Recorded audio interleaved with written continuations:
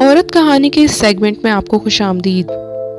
ایک خاتون کہتی ہیں، ایک بار میں اپنی ایک پرانی دوست کو ملنے اس کے گھر گئی۔ میری وہ دوست مجھے بہت چاہ سے ملی اور خوشی کا اظہار کیا۔ ہم دونوں کافی عرصہ بعد ایک دوسرے سے مل کر بہت خوشی محسوس کر رہے تھے۔ کچھ دیر اس کے گھر بیٹھنے کے بعد اس کی ایک چھوٹی بیٹی آئی اور کہنے لگی، امی کیا ہم آج جنت میں گھر نہیں بنائیں گے؟ میں نے پہلے تو اسے سنا انسنا کر دیا، مگر وہ بچی بار بار وقفے سے اپنی امی سے یہ بات پوچھنے لگی، حتیٰ کہ اس کی دوسری بہن بھی جو اس سے کچھ بڑی تھی آ گئی اور اس نے بھی یہی سوال کیا۔ تب ان کی ماں نے بچوں کا اصرار اور میرے چہرے پر ظاہر ہونے والی اجنبیت کو اچھی طرح بھانپ لیا تھا اور بولی، کیا تم دیکھنا چاہتی ہو کہ یہ بچے کیا کہہ رہے ہیں اور کس طرح یہ جنت میں گھر بناتے ہیں؟ میں نے کہا، بالکل، کیوں نہیں، میں تو ضرور دیکھنا چاہوں گی۔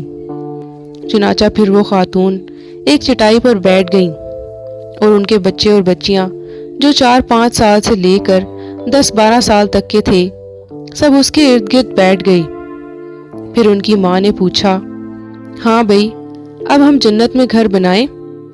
سب بچوں نے بیک زبان ہو کر کہا، جی۔ چنانچہ پھر ان کی ماں نے اعوذ باللہ اور بسم اللہ پڑھنے کے بعد سورۃ اخلاص پڑھنا شروع کیا اور بچے بھی اپنی ماں کے ساتھ ساتھ سورۃ اخلاص دہرانے لگے اور 10 بار انہوں نے یہ سورۃ اخلاص پڑھ لی۔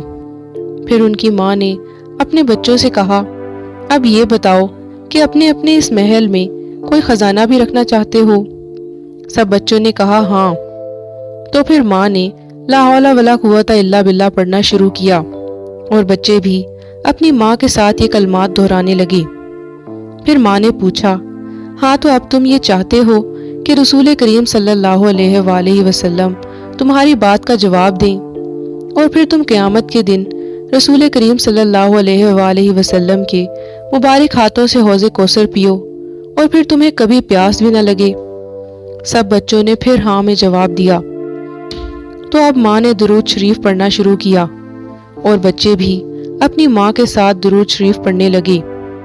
پھر انہوں نے کچھ دیر سبحان اللہ، الحمدللہ، اللہ اکبر اور لا الہ الا اللہ کا بھی ورد کیا۔ آخر میں ان کی ماں نے کہا، ٹھیک ہے بچوں، آج جنت میں گھر بنانے کا کام پورا ہوا، اب جاؤ اور اپنا اپنا کام کرو، شاباش۔